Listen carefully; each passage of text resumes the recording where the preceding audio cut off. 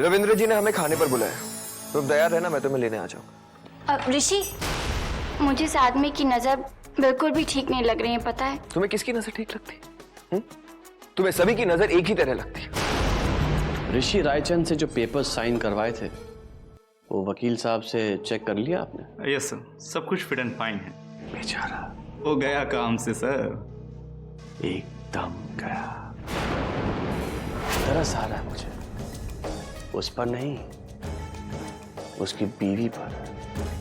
सुमी, तुम modern society के etiquettes कब सीखोगी?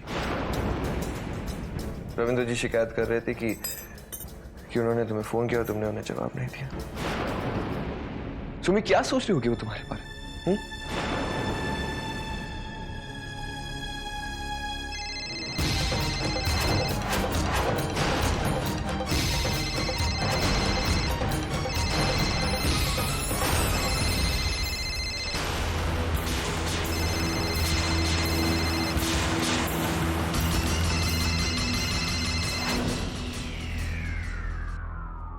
हेलो जी, नमस्ते।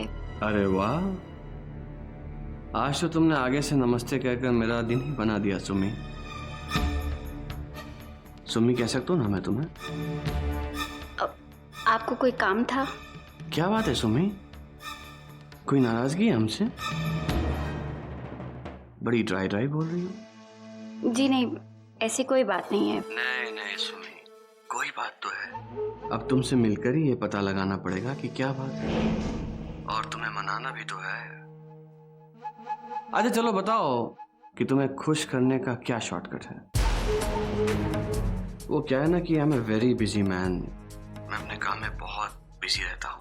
सुना है diamonds are women's best friends. हीरा अगर बड़ा हो, महंगा हो, तो किसी भी औरत को राजी किया जा सकता नहीं।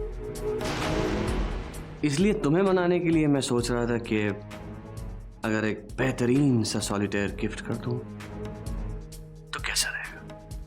How would the idea be Sumi? देखिए, मुझे किचन में बहुत जरूरी काम है, मैं आपसे बाद में बात करूंगी।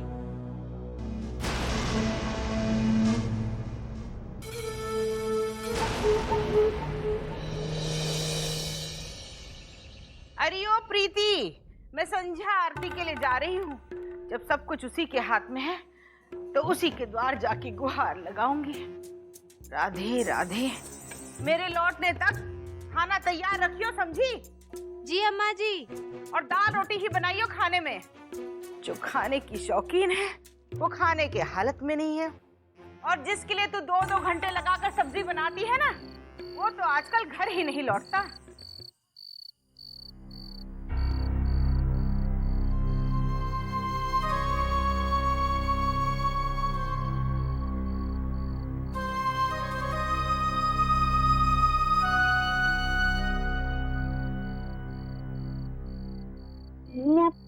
आप खा क्यों नहीं रही हो?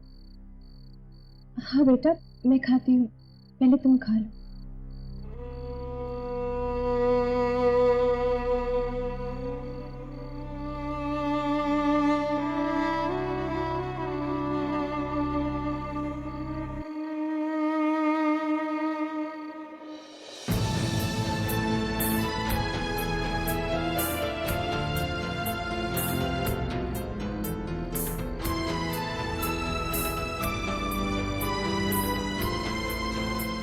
अरे कौन है वहां? कौन है तुम लोग? अरे हट जा! रुको! एक जगह है मेरी नजर में, एक पुरानी धर्मशाला है जिसके बारे में ज्यादा लोगों को नहीं पता। आप वहां सुरक्षित रहेंगे।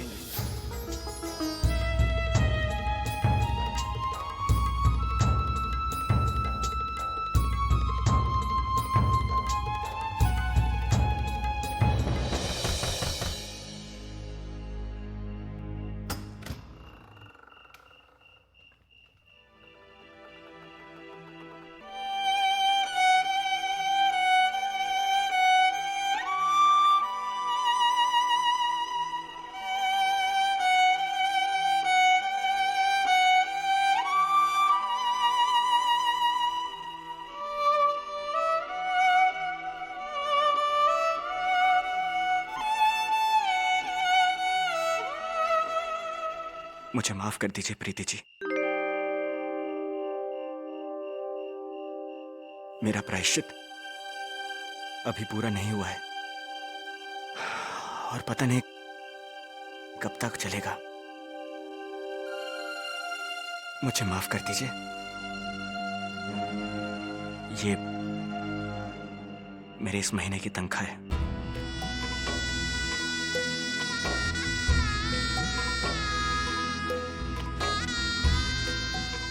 आप ठीक तो है ना? मैं जरा सचनी से मिलकर आता हूं।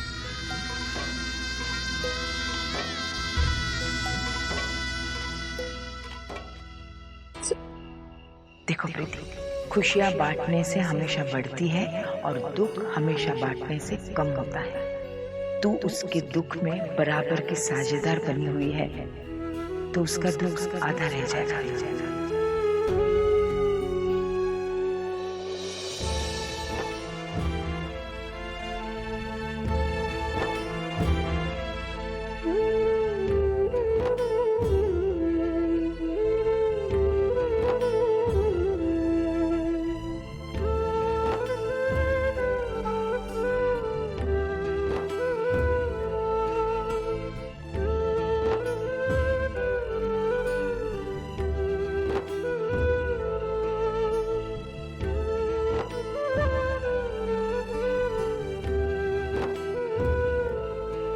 मेरे होते नहीं, मेरी वजह से तेरा ये हाल हुआ है सचनी। मैं तो वक्त रहते तेरा ऑपरेशन भी नहीं करवा पाया, है ना? मगर मैं जानता हूं तू मेरे पछतावे को समझ सकती है। तो बेटा बिल्कुल चिंता मत कर, तू बहुत जल्दी ठीक हो जाएगी। भरोसा रख। मैं सच्चे दिल से प्रायश्चित कर रहा हूं सचनी, सच्चे दिल से। हाँ, थोड़ी देर के लिए अपने कर्तव्य से भटक जरूर गया था, लेकिन अब मेरी जिंदगी का सिर्फ एक लक्ष्य है कि जल्द से जल्द तेरे लिए इतनी दुआएं इकट्ठी कर लूं कि तू हंसती हुई इस बिस्तर से उठ खड़ी हो और पूरे घर में चहकती सीटी बजाते घूमो।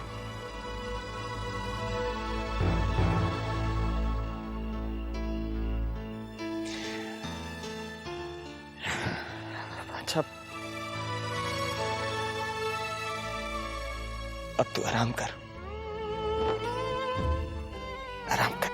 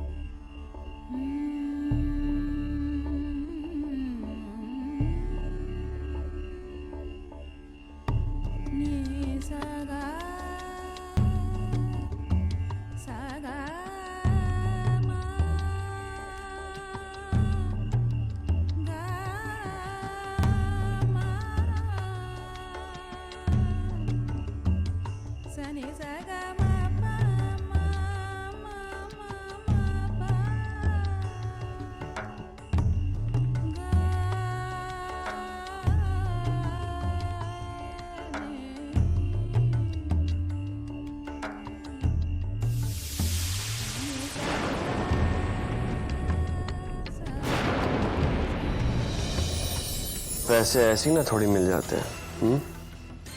कुछ ना कुछ तो गिरवी रखना ही पड़ता है। तुम्हारे पास पैसे नहीं है, राइट? राइट। लेकिन बीवी तो है, और वो काफी खूबसूरत है, राइट?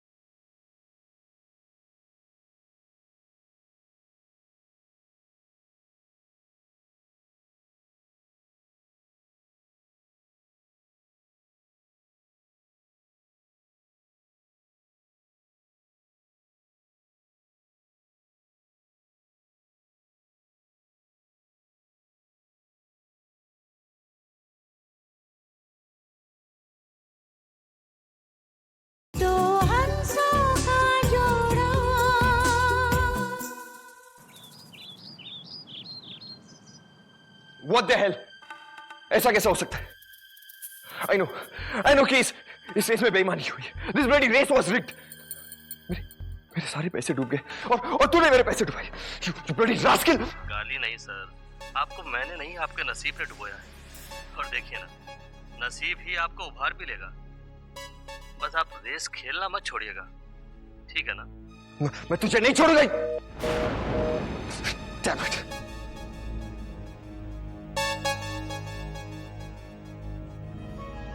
सर क्या हुआ? सर वो ऑर्डर पूरा करने के लिए थोड़ा और रॉ मटेरियल लाना पड़ेगा। हाँ तो लाओ ना। सर हमारी कंपनी को मार्केट में कोई भी क्रेडिट पे माल नहीं देगा, कैश देंगे तो ही माल मिलेगा। कैश? कहां से लाओ कैश? कहां से लाओ? नहीं क्या जितना था सब खत्म हो गया। तुम बताओ क्या करूं मैं? क्या करूं? तुम जाओ, मैं कुछ करता हूं। Okay sir. मैं कुछ करता हूं।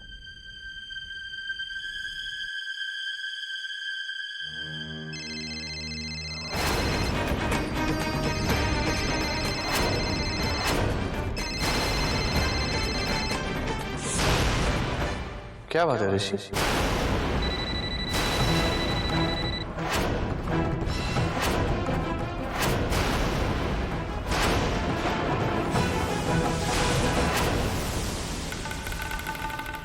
इतनी देर से देख रहे हो मैं तुम्हें फोन कर रहा हूं,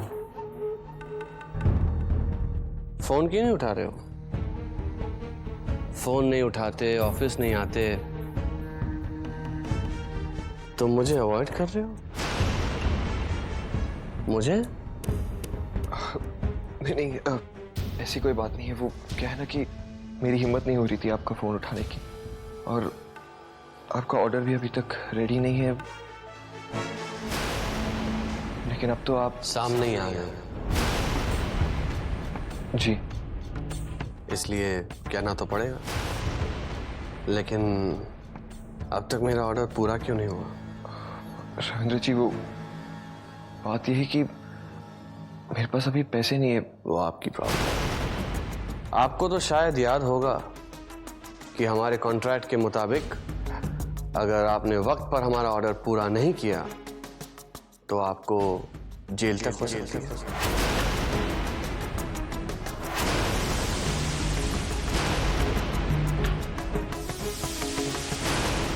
जेल? हाँ, जेल। आप मुझे जेल भिजवाएंगे रविंद्र जी? आप प्लीज ऐसा मत कीजिए। After we are friends. Rishi please, friendship अपनी जगह, बिजनेस अपनी जगह, दोनों को मिक्स मत करो प्लीज। रविंद्र जी देखिए, मैं मानता हूं कि मुझसे बहुत बड़ी गलती हुई है, और फिर से ये गलती नहीं होगी। प्लीज मुझे एक मौका दे दीजिए। Please help me out. देखिए, अगर आप मुझे जेल में डालोगे तो आई बी फिनिश्ड। मेरी पूरी कंपनी खत्म हो जाएगी, हम रास्ते पर आ जाएंगे। आप प्लीज ऐसा मत कीजिए। मैं आपसे वादा करता हूं कि मैं सब कुछ ठीक कर दूंगा, सब कुछ। बस एक मौका हमें दे दीजिए। चलो, तुम इतना कह रहे हो तो एक चीज हो सकती है। अब देखो, पैसे ऐसे ही ना थोड़ी मिल जाते हैं। कुछ ना कुछ तो गिरवी रखना ही पड़ता है। तुम्हारे पास पैसे नहीं है, राइट? राइट। लेकिन बीवी तो है, और वो काफी खूबसूरत है, राइट?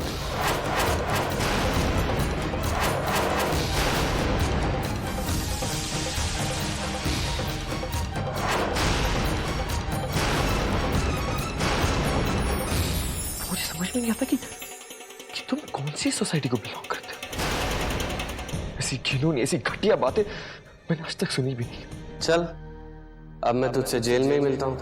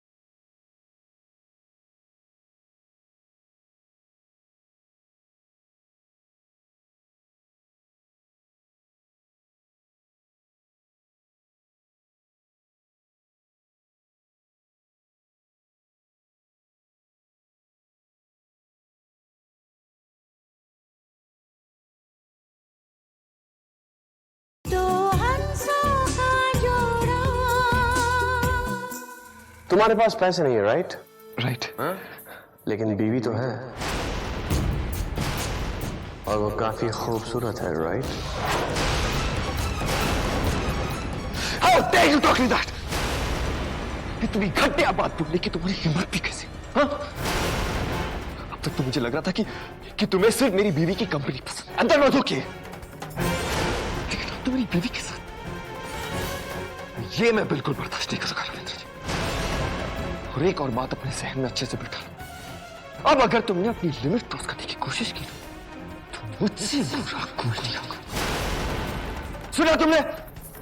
मुझसे बुरा कोई नहीं होगा, ओके?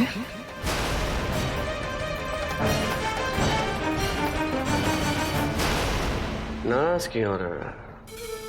चिल। मैंने तुम्हें तुम्हारी प्रॉब्लम के लिए एक सोल्यूशन ही तो दिया है। पसंद हो तो मानो, पसंद ना हो तो मत मानो। हाँ? कोई जबरदस्ती थोड़ी ना। मैंने तुमसे कोई अनोखी डिमांड थोड़ी ना की है। ये सब तो बिजनेस के लिए आम है हमारी सोसाइटी में।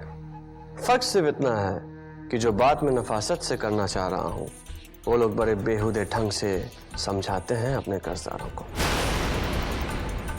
बट हम और तुम तो पढ़े लिखे और कल्चर्ड है ना।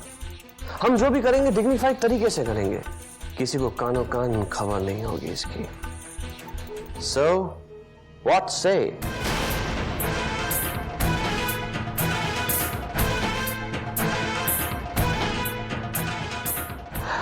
तुम कुछ ज्यादा ही ओवर रिएक्ट नहीं कर रहे हो?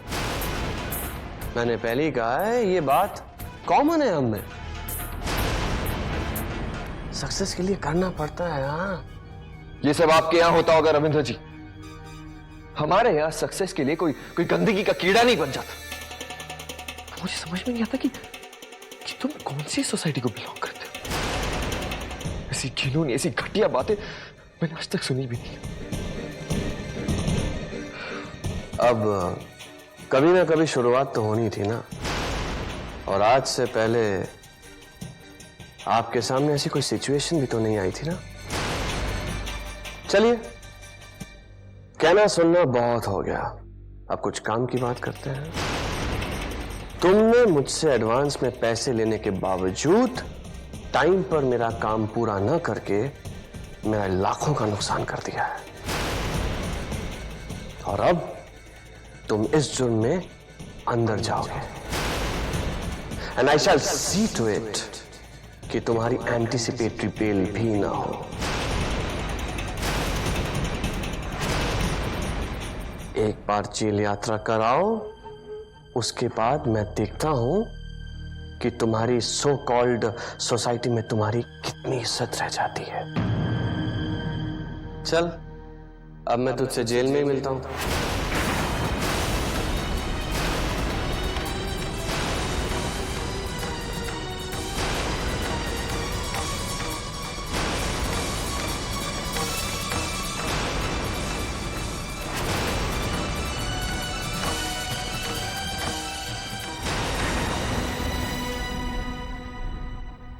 यही है वो बड़े घर का इकलौता बेटा जिसने रविंद्र नाम के इस बेचारे इन्वेस्टर को लाखों का चूना लगा दिया है। विश्व सूत्र से पता चला है कि पुलिस रविंद्र की शिकायत पर ऋषि रायचंद नाम के इस फ्रॉड को पकड़ने के लिए निकल चुकी है। इसका मतलब पुलिस मुझे अभी पकड़ने आ रही है।